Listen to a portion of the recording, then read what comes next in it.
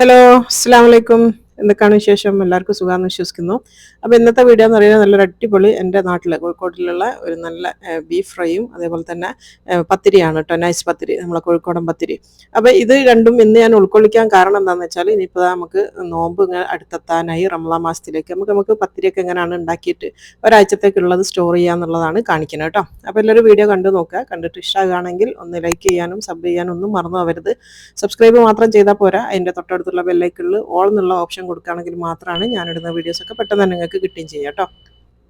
അപ്പോൾ അതാ ആദ്യം തന്നെ നമ്മൾ ബീഫാണ് വെക്കാൻ വേണ്ടി പോകുന്നത്. അപ്പോൾ ഒരു 1.5 കിലോ ബീഫ് ഞാൻ എടുത്തിട്ടുണ്ട് കേട്ടോ. അപ്പോൾ ഞാൻ ഇതിൻ്റെ ഇടയ്ക്കൊക്കെ പറയലുണ്ട്, ബീഫിൻ്റെ എന്ത് സാധനം ഉണ്ടാക്കുമ്പോൾ നമ്മൾ കറിയും ഫ്രൈ ഒക്കെ ഉണ്ടാക്കുമ്പോൾ കുറച്ച് പാടുള്ള പീസും കൂടെ എടുക്കണം എന്നുള്ളത്. അപ്പോൾ അന്ന് ആരോ ചോദിച്ചിരുന്നു പാടാന്ന് പറഞ്ഞാൽ എന്താണെന്നുള്ളത്. ഇങ്ങനെ ഇതാണ് കേട്ടോ, ഈ ഒരു ഇതിലുള്ള ഇറച്ചി കാണുന്നില്ല, ഇതാണ് പാടാന്ന് പറയുന്നത്. ഇത് ഇതിൻ്റെ കൂടെ വരുന്ന സമയത്താണ് നമുക്ക് ആ ഒരു ബീഫിന് നല്ലൊരു ടേസ്റ്റ് വരും കേട്ടോ. കുറച്ചൊരു ഫാറ്റും കുറച്ച് ആ ഒരു പാടുള്ള പീസൊക്കെ ഇട്ട് കൊടുത്താലാണ് നല്ല ടേസ്റ്റി ആവുക. അപ്പോൾ ഞാൻ കഴുകി വൃത്തിയാക്കി വെച്ചിട്ടുള്ള 1.5 കിലോ ബീഫാണ്. അത് നമുക്കൊരു കുക്കറിലേക്ക് ഇട്ട് കൊടുക്കുക. കുക്കറിലാണ് ഞാൻ ചെയ്യുന്നത് കേട്ടോ. എളുപ്പത്തിൽ ഉണ്ടാക്കാൻ പറ്റുന്നതാണ്, ഈസിയാണ്. അപ്പം നമ്മൾ നോമ്പിനേക്ക് വേണ്ടിയിട്ടുള്ള ഒരു അന്നേരമൊക്കെ ഉണ്ടാക്കാൻ പറ്റുന്ന നല്ല അടിപൊളിയായിട്ടുള്ള, അല്ലെങ്കിൽ ഒരുപാട് ഗസ്റ്റൊക്കെ വരുമ്പോൾ ഉണ്ടാക്കാൻ പറ്റുന്ന എളുപ്പത്തിലുള്ളതാണ് കാണിക്കുന്നത്. ഇനിയിപ്പോൾ ഇതാ ഒരു 3 വലിയ സൈസുള്ള ഉള്ളി അരിഞ്ഞ് വെച്ചാണ്, 2-3 പച്ചമുളകും ഞാൻ അരിഞ്ഞ് വെച്ചാണ്. അതെല്ലാം കൂടെ ഇതിലേക്ക് ഇട്ട് കൊടുക്കട്ടോ. ഒന്നും വഴറ്റിയതാക്കി ഒന്നും ചെയ്യണ്ട. ഇതിലേക്ക് ഇതാ ഒരു 1.5 ടേബിൾ സ്പൂണോളം ഇഞ്ചി വെളുത്തുള്ളി പേസ്റ്റും കൂടെ ചേർത്ത് കൊടുക്കുന്നുണ്ട്. പിന്നെ വേണ്ട തക്കാളിയാണ് കേട്ടോ, 2 മീഡിയം സൈസുള്ള തക്കാളി അരിഞ്ഞത് അതും കൂടെ ഇട്ട് കൊടുക്കുന്നുണ്ട്. പിന്നെ കുറച്ചധികം കറിവേപ്പില നിങ്ങളുണ്ടെങ്കിൽ കുറച്ചധികം തന്നെ ചേർത്ത് കൊടുക്കുക. പിന്നെ വേണ്ട പൊടികളാണ്. അപ്പോൾ ആദ്യം തന്നെ മല്ലിപ്പൊടിയാണ് ഇട്ട് കൊടുക്കുന്നത്. ഒരു 3 ടേബിൾ സ്പൂൺ മല്ലിപ്പൊടി എടുക്കുന്നുണ്ട്. അത്ര തന്നെ മുളക് പൊടി എടുക്കുന്നുണ്ട്. ഒരു 3 ടേബിൾ സ്പൂണോളം മുളക് പൊടി ചേർത്ത് കൊടുത്താണ്. പിന്നെ ഒരു 1/2 ടീസ്പൂൺ മഞ്ഞൾപ്പൊടി. പിന്നെ വേണ്ട ഗരം മസാലൻ്റെ പൊടിയാണ് ഒരു 1.5 ടീസ്പൂൺ എടുത്താണ്. പിന്നെ വേണ്ടത് പെരിഞ്ജീരകത്തിൻ്റെ പൊടി 1 ടേബിൾ സ്പൂൺ. ഇത്രയാണ് ഇതിൽ പൊടികളുള്ളത്. ഇനിയിപ്പോൾ വേണ്ടി ആവശ്യത്തിന് ഉപ്പ് ചേർത്ത് കൊടുക്കുക. ഞാനിപ്പോൾ ഒരു 2 ടീസ്പൂൺ ഉപ്പ് ചേർത്ത് കൊടുക്കുന്നുണ്ട്. ഇനി ഇത് കൈ ഉപയോഗിച്ച് കുഴക്കുകയാണെങ്കിൽ അത്രയും നല്ലതാണ്. ഞാനിപ്പോൾ ഒരു കയ്യിൽ വെച്ചിട്ടാണ് കുഴക്കുന്നത് കേട്ടോ. കൈ ഉപയോഗിച്ച് നല്ലോണം ഒന്ന് ഞെരടി കൊടുത്താൽ അത്രയും നല്ലതാണ്. എല്ലാം കൂടെ ജസ്റ്റ് ഒന്ന് മിക്സ് ചെയ്ത് കൊടുക്കട്ടോ. എല്ലാം എല്ലായിടത്തും ആവണം. എല്ലാ ഉള്ളിയും മസാലയും അതുപോലെ തന്നെ ബീഫും എല്ലാം നന്നായിട്ട് മസാലകളിലൊക്കെ നല്ല പൊതിഞ്ഞ് നിൽക്കുന്ന ഒരു പാകത്തിലാവണം. അത്രയും നന്നായിട്ടൊന്ന് ഇളക്കി മിക്സ് ആക്കി കൊടുക്കുക. ഇപ്പോൾ അത് നന്നായിട്ട് മിക്സ് ചെയ്ത് കൊടുത്തിട്ടുണ്ട്. നമ്മളിപ്പോൾ കൈ കൊണ്ടാണ് ചെയ്യണമെങ്കിൽ കൈ ഒന്ന് കഴുകിയ വെള്ളമാണ് ഇതിലേക്ക് ഒഴിച്ച് കൊടുക്കേണ്ടത്. ഇനിയിപ്പോൾ അതാ ഒന്ന് മയം കിട്ടാൻ വേണ്ടിയിട്ട് ഒരു 2 ടേബിൾ സ്പൂൺ കേട്ടോ, മാക്സിമം 2 ടേബിൾ സ്പൂൺ ആണ്, അല്ലെങ്കിൽ 1 ടേബിൾ സ്പൂൺ വെളിച്ചെണ്ണയും കൂടെ ഒഴിച്ച് കൊടുത്താണ്. ഇനിയിപ്പോൾ ഞാൻ പറഞ്ഞല്ലോ ഒരു 1/2 കപ്പ് വെള്ളം എടുത്തിട്ടുണ്ട്. അത് നമ്മൾ ആ കൈ കൊണ്ടാണ് കുഴച്ചതെങ്കിൽ കൈമലങ്ങ് ഒഴിച്ചാൽ മതി. 1/2 കപ്പ് വെള്ളം കൂടെ ചേർത്ത് കൊടുത്ത് ഇനിയിപ്പോൾ അത് മൂടിയിട്ട് ഓരോരുത്തരുടെ കുക്കറിൻ്റെ കണക്കനുസരിച്ച് നന്നായിട്ട് വേവിച്ചെടുക്കട്ടെ. ഒരു 5 വിസിലല്ല 6 വിസിലൊക്കെ വേണ്ടി വരും, നന്നായിട്ടൊന്ന് വെന്ത് വരാൻ വേണ്ടിയിട്ട്. അപ്പോൾ അത് അവിടുന്ന് ആവട്ടെ. ഇനിയിപ്പോൾ അടുത്തെന്ന് പറയുന്നത് ഞാൻ പത്തിരിൻ്റെ പണിയിലേക്ക് ഇറങ്ങാണ്. പത്തിരിക്ക് വേണ്ടിയിട്ട് കുറച്ചധികം വെള്ളം ഞാൻ തിളപ്പിക്കാൻ വെച്ചിട്ടുണ്ട്. ഞാൻ എപ്പോഴും പറയുന്നതാണ്, ഞാനൊരു കൈയളവ് വെക്കുന്നതാണ്. അപ്പോൾ നിങ്ങൾക്ക് അറിയാത്ത ആൾക്കാർ ചെയ്യുകയാണെങ്കിൽ 1 കപ്പ് പൊടി എടുക്കുകയാണെങ്കിൽ 1.5 കപ്പ് വെള്ളം എന്നുള്ള കണക്കിൽ വെച്ച് കൊടുത്താൽ മതി കേട്ടോ. നിങ്ങൾ എത്രയാണോ പൊടി എടുക്കുന്നത് അതിൻ്റെ 1.5 ഇരട്ടി വെള്ളം. അപ്പോൾ വെള്ളം ഒന്ന് തിളയ്ക്കാനായാലും നമുക്ക് ഇതിലേക്ക് ഉപ്പ് ഇട്ട് കൊടുക്കാം. ഞാനിപ്പോൾ 2 ടീസ്പൂണോളം ഉപ്പ് ഇടുന്നുണ്ട്. കുറച്ചധികം പത്തിരിയാണ് ഞാൻ കാണിക്കുന്നത്.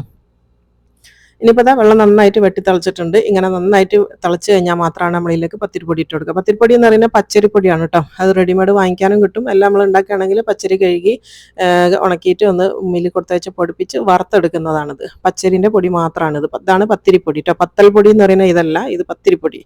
അപ്പോൾ അത് ഞാനൊരു കുറച്ച് അധികം എടുത്തിട്ടുണ്ട്, ഞാൻ പറഞ്ഞല്ലോ. അത്രയും ആ ഒരു വെള്ളത്തിന് ആവശ്യമായിട്ടുള്ള പൊടി അതിലേക്ക് ഇട്ട് കൊടുക്കുക. എന്നിട്ട് നന്നായിട്ട് ഇതിനെ ഒന്ന് വാട്ടിയെടുക്കണം കേട്ടോ. നന്നായിട്ട് ഈ പൊടിയൊക്കെ നന്നായിട്ട് വെള്ളത്തിൽ ഒന്ന് മിക്സായി എന്ന് കണ്ടു കഴിഞ്ഞാൽ മാത്രമാണ് നമ്മൾ തീ ഓഫാക്കാൻ പാടുള്ളൂ. അതുവരെ അങ്ങനെ ഇളക്കി കൊണ്ടിരിക്കണം. അപ്പോൾ പൊടിയൊക്കെ നനഞ്ഞെന്ന് ആയിക്കഴിഞ്ഞാൽ മാത്രമാണ് നമ്മൾ തീ ഓഫ് ചെയ്യുക കേട്ടോ. അപ്പോൾ അത് നന്നായിട്ട് ഇളക്കി മിക്സാക്കി നന്നായിട്ട് വാട്ടിയെടുത്തിട്ടുണ്ട്. ഈ ഒരു കളറിലേക്ക് നമ്മളെ പൊടി വരണം, നനഞ്ഞിട്ടുള്ള കളറ്. ഇനിയിപ്പോൾ തീ ഓഫ് ചെയ്ത് കൊടുക്കുകയാണ്. ഇതിനൊന്ന് ചൂടാറാൻ വേണ്ടി വെക്കട്ടെ ഒരു 5 മിനിറ്റ്. ഒരു 5 മിനിറ്റ് ചൂടാറാൻ വെക്കുന്ന ഞാൻ എങ്ങനെയാണെന്ന് വെച്ചാൽ ഇങ്ങനത്തെ വലിയൊരു തളുക, നമ്മൾ പൊടി കുഴയ്ക്കാൻ വേണ്ടി എടുക്കുക ഇങ്ങനത്തെ പാത്രമാണ് കേട്ടോ. പരന്നിട്ടുള്ള പാത്രത്തിൽ ഇട്ടിട്ടാണ് നമ്മൾ സാധാരണ പൊടി കുഴയ്ക്കുക. അപ്പോൾ അതിലേക്ക് ഈ ഒരു നമ്മൾ വാട്ടി വെച്ചിട്ടുള്ള പൊടി മൊത്തത്തിൽ അങ്ങ് ഇട്ട് കൊടുക്കുക കേട്ടോ. എന്നിട്ട് ഒരു 5 മിനിറ്റ് വെച്ചാൽ മതി. അപ്പോഴത്തേക്കൊന്ന് കൈ കൊണ്ട് തൊടാൻ പറ്റുന്ന ഒരു പാകത്തിൽ ഒന്നാകുന്നവരെ ഒന്ന് മിക്സ് ചെയ്ത് കൊടുക്കുക. അപ്പോൾ അതാ ഒരു 5 മിനിറ്റ് കഴിഞ്ഞിട്ടുണ്ട്. ഇനി നമ്മൾ കൈകൊണ്ട് കുഴച്ചെടുക്കാൻ വേണ്ടി പോകണം. അപ്പോൾ ആ ഒരു കഴുകിയ നമ്മൾ വാട്ടിയെടുത്തിട്ടുള്ള പാത്രത്തിൽ തന്നെ വെള്ളം ഒഴിച്ച് കൊടുക്കുകയാണെങ്കിൽ ആ പാത്രം കഴുകാനും ഈസിയാണ്. ആ വെള്ളം ഉപയോഗിച്ചിട്ടാണ് നമ്മൾ കുഴയ്ക്കാനും പോകുന്നത് കേട്ടോ. അപ്പോൾ ആ ഒന്ന് പാത്രം ഒന്ന് പൊതിർന്നും വരും അതിൽ തന്നെ എടുക്കുകയാണെങ്കിൽ. ഇനിയിപ്പോൾ അതാ കൈകൊണ്ട് തൊടാൻ പറ്റുന്ന ഒരു പാകമായിട്ടുണ്ട്. നല്ല ചൂടോടുകൂടി തന്നെ കുഴയ്ക്കുമ്പോഴാണ് പൊടിക്ക് നല്ല മയം കിട്ടുക കേട്ടോ. പത്തിരി നല്ല മയത്തിൽ കിട്ടണമെങ്കിൽ ആ ഒരു ചൂടോടുകൂടി തന്നെ ഒന്ന് കുഴച്ചെടുക്കണം. അപ്പോൾ ഇങ്ങനെ കൈ പൊള്ളുന്നെന്ന് തോന്നുന്നതിനനുസരിച്ച് കുറേശ്ശെ വെള്ളം ഒഴിച്ച് കൊടുക്കട്ടോ. വെള്ളം നിങ്ങൾ ഇങ്ങനെ കൈമ തൊടുന്നതിന് ഒരു പിശുക്കും കാണിക്കരുത്. നന്നായിട്ട് വെള്ളം ആക്കിയിട്ട് തന്നെ കുഴക്കണം, എന്നാലാണ് പൊടി നല്ല മയത്തിൽ കിട്ടുക. അപ്പോൾ അത് നന്നായിട്ട് കുഴച്ചെടുക്കുന്നത്. ഇപ്പോൾ കുറച്ച് അധികം ഉള്ളതുകൊണ്ട് ആദ്യം ഞാനൊരു പകുതി പോലെ ഒന്ന് കുഴച്ചെടുത്തിട്ട് അതവിടെ മാറ്റി വെക്കുന്നുണ്ട്. എന്നിട്ട് ഇനി അടുത്ത ബാക്കി പകുതിയും കൂടെ കുഴയ്ക്കുക. എന്നിട്ട് രണ്ടും കൂടെ മിക്സ് ചെയ്ത് കുഴച്ചാൽ മതി. ഇതിപ്പോൾ കുറച്ച് കൂടുതൽ ചെയ്യണ സമയത്തുള്ള ഇതാണ് ഞാൻ പറയുന്നത് കേട്ടോ. അല്ലാന്നുണ്ടെങ്കിൽ എല്ലാം കൂടെ ഒറ്റയടിക്ക് കുഴച്ചാൽ മതി. അപ്പോൾ ഞാനിത് 2 പ്രാവശ്യമായിട്ട് ഇങ്ങനെ കുഴച്ചതിന് ശേഷം മാറ്റി നമുക്ക് ഒന്നിച്ച് ഇത് രണ്ടും കൂടെ മിക്സ് ചെയ്തിട്ട് കുഴച്ചെടുത്താൽ മതി. ഇപ്പോൾ അത് നന്നായിട്ട് കുഴച്ച് വെച്ചിട്ടുണ്ട്. നല്ല മയത്തിൽ കുഴച്ചെടുത്തു കേട്ടോ. ഇതിൻ്റെ ഒരു ഭാഗം ഞാൻ കാണിച്ചു തരാം. ഇത്രയും നല്ല സോഫ്റ്റായിട്ട് കുഴച്ചെടുക്കണം. ഇത് കണ്ടല്ലോ. ഇതിന് നമുക്ക് ഓരോ ഉരുളായിട്ട് ഒന്ന് ഉരുട്ടിയെടുക്കണം. ഞാൻ അത്യാവശ്യം വലുപ്പമുള്ള നമ്മളെ പണ്ടത്തെ രീതിയിലുള്ള ആ ഒരു നൈസ് പത്തിരിൻ്റെ സൈസ് തന്നെയാണ് ഉരുട്ടിയെടുക്കുന്നത് കേട്ടോ. അത്യാവശ്യം വലുപ്പത്തിലാണ് ഉരുട്ടുന്നത്. നിങ്ങൾക്ക് ചെറിയ ചെറിയ ബോൾസായിട്ട് ഉരുട്ടണമെങ്കിൽ അങ്ങനെയും ചെയ്യാം. ഞാനിപ്പോൾ ഇത്തിരി വലുപ്പത്തിലാണ് ചെയ്യണത്. അപ്പോൾ ഓരോ ചെറിയ ചെറിയ ഉരുളകളാക്കിയിട്ട് ഇതിങ്ങനെ ഉരുട്ടി വെക്കട്ടെ. ഈ ഒരു വലുപ്പത്തിലാണ് ഞാൻ ഉരുട്ടുന്നത് കേട്ടോ. നമ്മളൊരു സാധാരണ ഒരു ചപ്പാത്തി എടുക്കുന്ന ആ ഒരു ഉരുട്ടൻ്റെ അതേ വലുപ്പത്തിൽ ഇതുപോലെ ഇങ്ങനെ മൊത്തത്തിലൊന്ന് കംപ്ലീറ്റ് ഒന്ന് ഉരുട്ടി വെച്ച് കൊടുക്കുക കേട്ടോ ആദ്യം തന്നെ. അപ്പോൾ അത് കംപ്ലീറ്റ് തന്നെ ഉരുട്ടി വെച്ചിട്ടുണ്ട്. ഇനിയിപ്പോൾ നമുക്ക് ഇതൊന്ന് പരത്തുക. സാധാരണ പ്രസ്സിൽ പരത്തണമെങ്കിൽ അങ്ങനെയും ചെയ്യാം. പ്രസ് പരത്തണ തന്നെയാണ് ഞാൻ അധികം കാണിക്കല്. ഇതിപ്പോൾ ഞാൻ പരത്തിയിട്ടാണ് കാണിക്കുന്നത് കേട്ടോ. ഏത് രീതിയിൽ വേണമെങ്കിലും നിങ്ങൾക്ക് പരത്തിയെടുക്കാം. അല്ലെങ്കിൽ പ്രസ് ഇല്ലാന്നുണ്ടെങ്കിൽ കവർ മേലെയും താഴെയും വെച്ചിട്ട് പ്ലേറ്റ് വെച്ച് അമർത്തിയിട്ട് എടുക്കണമെങ്കിൽ അങ്ങനെയും ചെയ്യാം. ഞാനിപ്പോൾ ഇത് നന്നായിട്ട് ഉരുട്ടി എടുത്തിട്ടുണ്ട്. എന്നിട്ട് നമ്മളെ പത്തിരിപ്പൊടി തന്നെയാണ് ഇടുക കേട്ടോ. പത്തിരിപ്പൊടി ഇട്ടിട്ട് നന്നായിട്ട് ഇതൊന്ന് പരത്തിയെടുക്കുക. എങ്ങനെ പരത്തിയാലും കുഴപ്പമില്ല. പത്തിരി പ്രസ്സിൽ പരത്തിയാലും അതുപോലെ തന്നെ കവറിൽ വെച്ചിട്ട് പ്ലേറ്റ് കൊണ്ട് അമർത്തി എടുത്താലും അല്ലെങ്കിൽ ഇങ്ങനെ പരത്തുകയാണെങ്കിലും കുഴപ്പമില്ല. നന്നായിട്ട് മാക്സിമം നല്ല നൈസായിട്ട് തന്നെ പരത്തിയെടുക്കുക കേട്ടോ. നന്നായിട്ട് മാക്സിമം നമ്മളെ കൊണ്ട് പറ്റുന്ന പോലെ നന്നായിട്ട് നൈസായിട്ട് പരത്തിയെടുക്കുക. ഉള്ളിലുള്ള വരകളൊക്കെ കൊണ്ട് കാണുന്നത് കണ്ടില്ല, അത്രയും നൈസായിരിക്കണം കേട്ടോ. നന്നായിട്ട് പരത്തിയെടുക്കുക. നല്ല നൈസായിട്ട് പരത്തുന്നതുകൊണ്ടാണ് ഇതിനൊരു നൈസ് പത്തിരി എന്നുള്ള പേരും. അപ്പോൾ അത് മാക്സിമം ഞാൻ എന്നെ കൊണ്ട് പറ്റാവുന്നിടത്തോളം നല്ല നൈസായിട്ട് പരത്തിയെടുത്തിട്ടുണ്ട്. ഇതിൻ്റെ ഒരു തടി കണ്ടില്ല. ഇനിയിപ്പോൾ നിങ്ങൾക്ക് ഇത് ഷേപ്പ് ചെയ്യണം, മുറിക്കണം എന്നൊക്കെ ഉണ്ടെങ്കിൽ ഇങ്ങനത്തെ മൂടിയോ എന്തെങ്കിലും വെച്ചിട്ട് മുറിച്ചെടുക്കുക. ഞാൻ മുറിക്കലില്ല കേട്ടോ. ഞാൻ ഇങ്ങനെ തന്നെയാണ് ചെയ്യൽ. ഇനിയിപ്പോൾ അത് ഞാൻ എങ്ങനെ സൂക്ഷിക്കുക എന്നുള്ള ഇങ്ങനത്തെ ഒരു പാത്രം. ഇത് എൻ്റെ പത്തിരി വെക്കുന്ന പാത്രമാണ് കേട്ടോ. ഇതിനായിട്ട് നമുക്കൊരു പാത്രം വെക്കലുണ്ട് സ്ഥിരമായിട്ട്. ആ പാത്രത്തിൽ ചെറുതായിട്ടൊന്ന് പൊടിയിട്ട് കൊടുത്തിട്ട് അതിലേക്ക് ഈ പരത്തിയത് വെച്ച് കൊടുക്കുക. നിങ്ങൾ മുറിച്ചെടുക്കുകയാണെങ്കിൽ അങ്ങനെയും ചെയ്താൽ മതി. ഇനിയിപ്പോൾ ഈ ഒരു പാത്രത്തിലേക്ക് നിറച്ച് ഞാനിപ്പോൾ ഉണ്ടാക്കിയ പത്തിരി മൊത്തം ചെയ്ത് കൊടുക്കുന്നുണ്ട്. മുറിക്കുമ്പോൾ ഒരുപാട് ആൾക്കാർക്കുള്ള പ്രശ്നം എന്ന് വെച്ചാൽ ആ മുറിച്ചത് അടുത്തേക്ക് കൂട്ടി പിന്നെ അടുത്തേക്ക് കൂട്ടി അന്നേരം ഒരു പണി തീരാത്ത പോലെ തോന്നുന്നു ഒരുപാട് ആൾക്കാർ പറയണ കേൾക്കലുണ്ട്. അപ്പം അങ്ങനെയൊന്നും ചെയ്യേണ്ടിയില്ല. മുറിക്കാണ്ട് തന്നെ നമ്മൾ ആവശ്യത്തിന് എടുക്കുകയാണെങ്കിൽ റൗണ്ടായിട്ട് പരത്താൻ പറ്റുമെന്ന് തോന്നുകയാണെങ്കിൽ ഇതേ രീതിയിലൊന്ന് പരത്തിയെടുത്താൽ മതി. അപ്പോൾ അത് കംപ്ലീറ്റ് ഞാൻ ഈ പാത്രം നിറച്ച് പരത്തിയെടുത്ത് ആ ഒരു കംപ്ലീറ്റ് ആണ് ഇട്ടത്. ഇത്രയും പത്തിരി ഉണ്ട്. ഇത് നമുക്ക് ഒരാഴ്ച വരെ നമുക്ക് ഫ്രിഡ്ജിൽ വെക്കാൻ വേണ്ടി പറ്റും കേട്ടോ.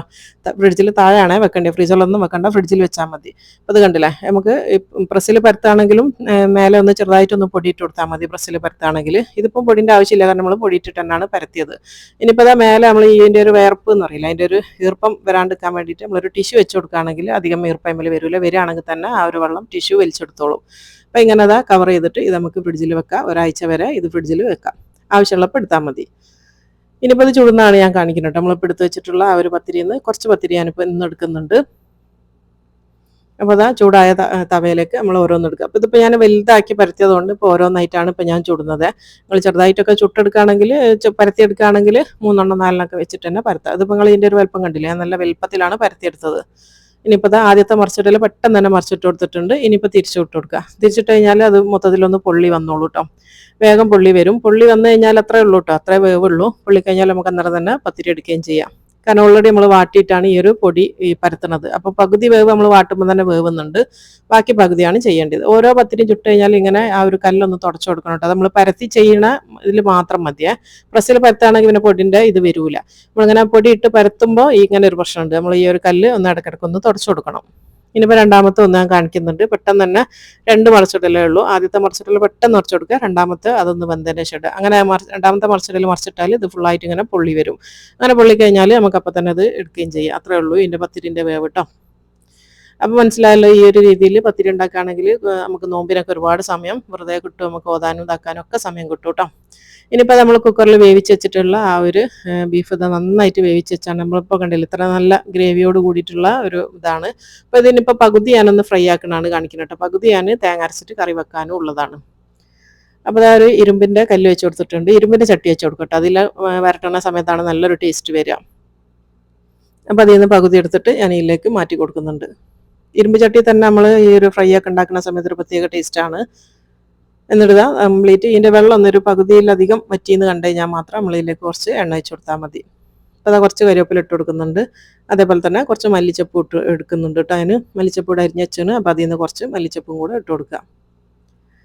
ഇനി ഇത് നന്നായിട്ട് ഇതൊന്ന് വറ്റാൻ തുടങ്ങുന്നുണ്ട്. അപ്പോൾ അതാ ഈ ഒരു രീതിയിൽ കേട്ടോ, ഒന്ന് ചെറുതായിട്ടൊന്ന് വെള്ളം ഒന്ന് വറ്റിക്കോട്ടെ. നിങ്ങൾക്ക് ഇങ്ങനെ തന്നെ എടുക്കണമെങ്കിൽ ഇങ്ങനെ എടുക്കാം കേട്ടോ. ഞാനിപ്പോൾ പകുതി അവിടെ മാറ്റി വെച്ചിട്ടുണ്ട്. അതിലേക്ക് തേങ്ങ അരച്ച് വെച്ച് കഴിഞ്ഞാൽ പിന്നെ ഒന്ന് വറവിടുകയും കൂടി ചെയ്താൽ നല്ല തേങ്ങ അരച്ച ബീഫ് കറിയും ഇവിടെ റെഡിയായി. അപ്പോൾ നമുക്ക് നോമ്പിനൊക്കെ ഉണ്ടാക്കാൻ പറ്റുന്ന നല്ല അടിപൊളിയായിട്ടുള്ള ഒരു ഐറ്റമാണിത്. ഇനിയിപ്പോൾ ഇതാ ഒരു 2-3 ടേബിൾ സ്പൂൺ നിങ്ങൾക്ക് എത്രയാണോ വെളിച്ചെണ്ണ വേണ്ടി അത്രയും വെളിച്ചെണ്ണ ഒഴിച്ച് കൊടുക്കുക.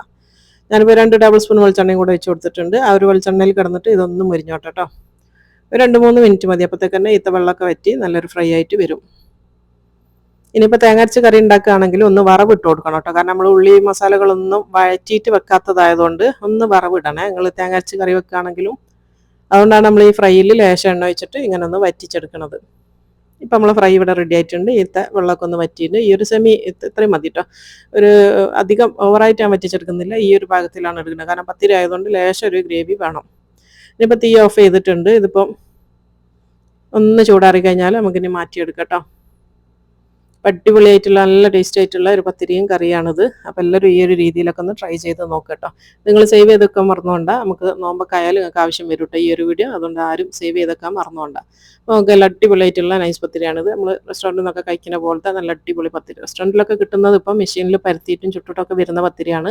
അതിനൊന്നും ആവശ്യമില്ല. നമുക്ക് വീട്ടിൽ തന്നെ എളുപ്പത്തിൽ ഉണ്ടാക്കാം കേട്ടോ. ഇതിപ്പോൾ കണ്ടല്ലോ വലിയ പ്രയാസമൊന്നുമില്ലല്ലോ. അങ്ങനെ ഒരു ദിവസം അതിനായിട്ടൊന്ന് നമ്മൾ കുറച്ചധികം പരത്തി അവിടെ വെക്കുകയാണെങ്കിൽ കുറേ ദിവസം നമുക്ക് ഒന്നും പണിയില്ലാണ്ടും നോക്കും കേട്ടോ. നമുക്ക് കുറേശ്ശെ ആവശ്യത്തിന് എടുത്തിട്ട് ഒന്ന് പരത്തിയെടുത്താൽ മതി. ഞാനിപ്പോൾ കാണിച്ചിട്ടുണ്ടല്ലോ. നമുക്കിപ്പോൾ ഞങ്ങളതിൽ നമ്മളെല്ലാവരും കൂടെ കഴിക്കുന്നതുകൊണ്ട് നമുക്കൊരു 3 ദിവസത്തേക്കുള്ള പത്തിരിയാണ് ഞാനിപ്പോൾ പരത്തി വെച്ചത്.